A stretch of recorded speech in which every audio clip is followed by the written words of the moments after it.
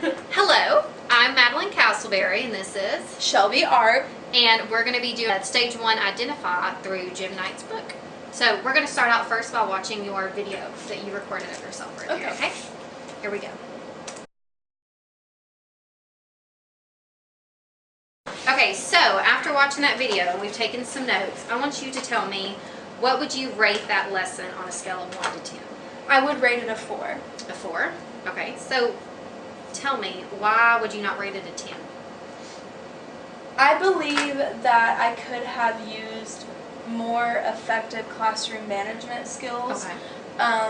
I believe that they weren't able to grasp the concept because some of them couldn't focus, some of them wouldn't focus, some wouldn't, close their Chromebooks. Mm-hmm. So I definitely believe that my classroom management has gotten better, but in So it that affected particular- the teaching? Yes, Okay. absolutely. And so you would rate it a 4. So, okay, you did on a scale of 1 to 10, and you just told me why you wouldn't rate it a 10. Why would you not give it a 1 then? I do believe that I plan very well for the Okay. lessons that I teach. I make sure that I'm prepared. I have everything ready that I need to, and I believe that shows whenever I'm teaching and I'm ready and I'm prepared. Yeah, so you would say overall what you did well was you prepared it, you had the lesson ready, and you had it laid out in a way that you were ready for the kids to learn it. Yes. But it was just the classroom management that brought it down, The right? implementation. Got I brought it. it down a lot. Okay, so what would you change, speaking of classroom management, what would you change in this lesson to move it towards a 10? Does that make sense? Yes. I would change kind of the engagement of it all, if that makes sense. Yeah. Maybe put in a couple of resources, like maybe quick little snippets of videos. I know Flocabulary is a really Yeah. good resource. Maybe put in like a snippet of a video that still explains what I'm trying to teach, but makes it a little bit more fun. Yeah. My kids, I've learned, my students, I should say, react better to hands-on Yeah. activities. So really bringing out those manipulatives and really Yeah. making Yeah. an engaging lesson. I love that you said to use videos too, because sometimes when you, like even just putting on a video, it changes the kids' focus, and it's kind of like, oh, let's change this, I can watch this now and not listen to this part. And it makes or learning they're fun. tired. Yeah, I totally agree with that. All right, so that's what we would do if we moved it closer to a 10. Right. What would your students, so say you've done this in the classroom to kind of boost your engagement, what would your students be doing differently because of this engagement now? It's like, what do you see your students doing All right. within the lesson? With a more engaging lesson, I do believe that they would be able to focus and kind of hone in more on what they're learning. They have a hard time with being talkative. They're a very talkative bunch. And so maybe having something, I always joke that teaching's not like a dog and pony show, but sometimes you have to make it one. Yeah. In order to grasp that initial attention, learning should be fun. And so even though I am prepared to teach a really great lesson, am I prepared enough to teach a lesson that's just really going to catch their eye, really going to hook them in? I think the thing is too, a lot of people, and I know this goes on in your classroom, you want them to talk, but you want them to talk about what you're teaching. Because I've had that experience where I hear them talking and I'm like, oh, they're engaged, and then I look at them and they're talking about what they're having for lunch. Oh, absolutely. Or they're talking about who they're playing with. Accountable talk is something Yes, that I yes. say in my classroom all the time. I'm like, are you using accountable talk? And Yeah. and 9 times out of 10, they're like, no, Miss Arp, I'm not using accountable talk. And I'm like, you're right, you're not. I'm like, but After great, yes. But I do want them to love to learn. Yeah. And this is the grade where they're really starting to really learn how to actually build a foundation, and then the grades after this just build upon that foundation. Third grade's a big grade. It's a huge grade. It's a big step from second to, I feel like. Yeah, it goes into Like I the don't rigor want to of say it is a lot more. And the responsibility of it is a lot more, and it's tough. And have they done well? Yes, but I definitely feel like there are things about their behavior that they need to change. Yeah. And I'm not one of those teachers They grow to up a point lot, fingers, but something that they really need to change is sometimes not everything is going to be fun. Some of it's going to be boring. Yeah. You know, so I find some of this stuff that I think teachers would be lying if they're like, I love every single little thing.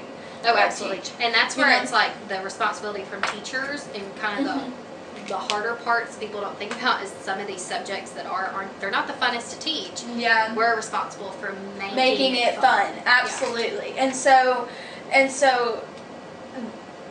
on my end, I'm willing to make it fun if they are willing Yeah. to be able to act like third graders, to calm themselves down a little bit, because we do have a problem with being calm. But that's our biggest issue, is talking and being able to take something fun and calm ourselves down from it. That change, that's actually what question number 5 was, is like what that change would look like. And we kind of talked about that, is making that, having the kids participate more in accountable talk instead of just talking or noticing dogs out the window, like talking with each other and using that math vocabulary too, you know, to hear that. All right, so the next question is, how can we measure that change? So let's think about the teacher strategy first. Okay. And how we could measure a goal for you. So you kind of talked about your goal would be to have the students more engaged, and with that comes accountable talk within the students. Instead of just random talking about recess or lunch or who their best friend is, more of them talking about what the lesson's actually about. Right. So how could we measure that goal?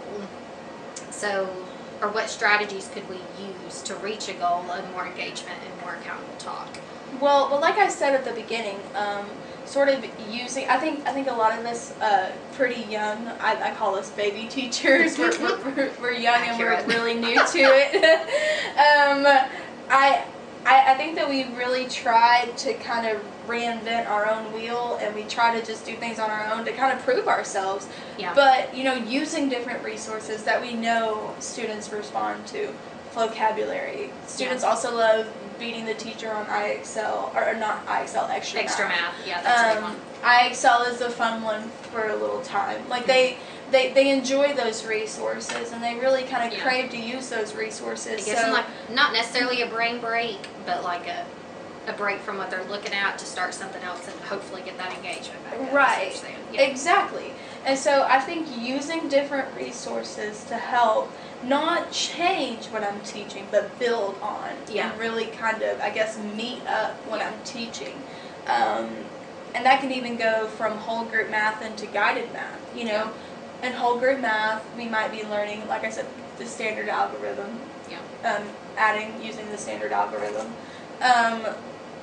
We might could like do a really great lesson, and then in guided math they do a vocabulary lesson or an IXL lesson, or you know, and they're just like working on that, building up what I've already prepared and worked hard to prepare. Yeah, because we use New York Engage. So maybe your strategy, our goal of this is to use New York Engage as our curriculum, but with that, as a teacher, you can find more resources and build up on it, so that hopefully the students, because I feel like my class, even though they get kind of bored doing these New York Engage lessons, you know, because all the worksheets, they don't look the same, but they kind of same format, and they get bored with it. So maybe look for more resources to kind of keep that engagement up, so that the students aren't kind of falling back, they're going forward with you.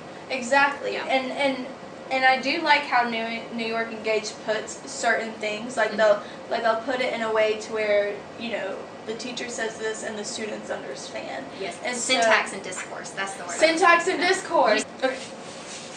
I would say, and jump in if you want to, but your teacher goal, or in the strategy you would use, would be to build up on these math lessons by finding more resources, in hopes that the students are more engaged and they can participate more in the syntax and discourse of it, in terms of like accountable talk and using the vocabulary and whatnot. Would you say that's kind of the strategy we're working towards? 1000%.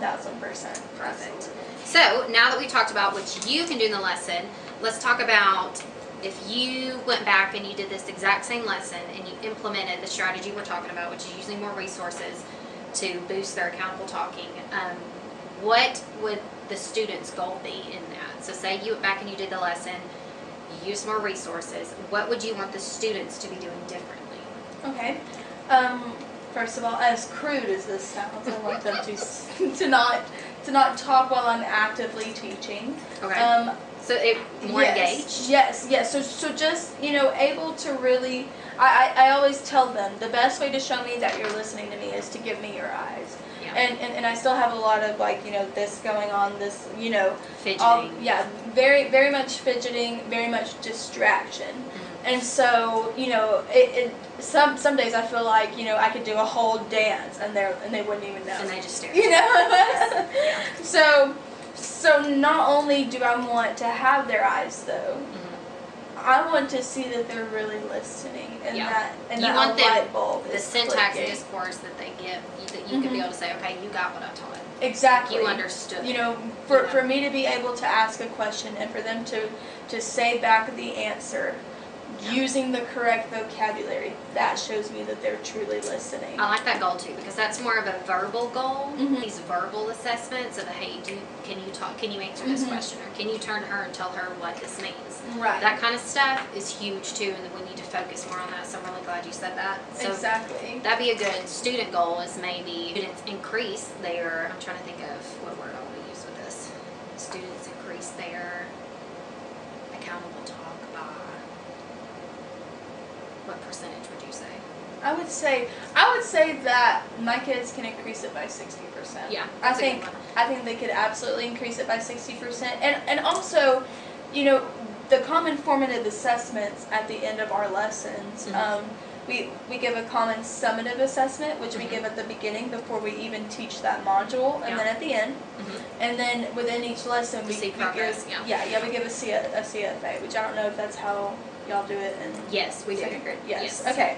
And so each CFA, I can tell without a shadow of a doubt who either really doesn't have it at all, Yeah. or I can remember, okay, so and so really would say questions back to me or answers back to me, and we get them correctly. Yeah. So is it we just had a distraction today, or were we really not listening and we were just repeating what we thought Miss Art might want to hear? I'm glad you said that.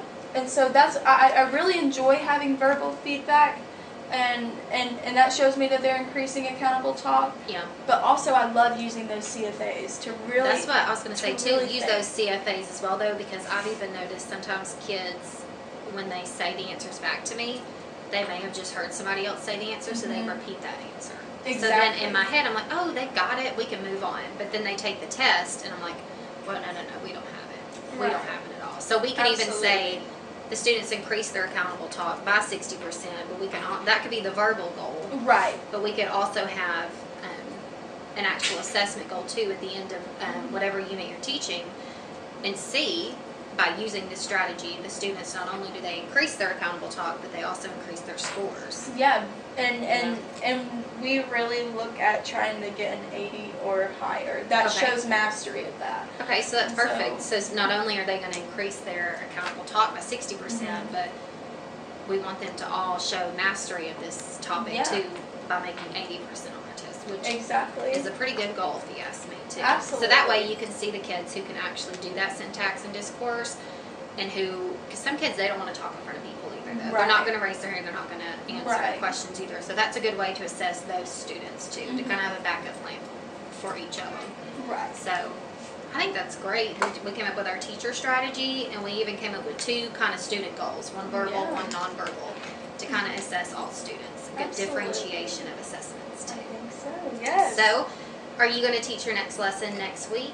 Yes. Or is it this week? Whichever one you want to do. You can pick, you can actually not do the same lesson, but kind of a similar one, and we can just implement those strategies we talked about, finding new videos or resources, and we'll just kind of assess the situations and see if we're meeting the student goals with the new teacher strategy. And even next week we're starting subtraction using the standard algorithm. So that would be fun to try out. Absolutely. Thank you so much. Thank you for We'll get having together me. next week. Absolutely. All right.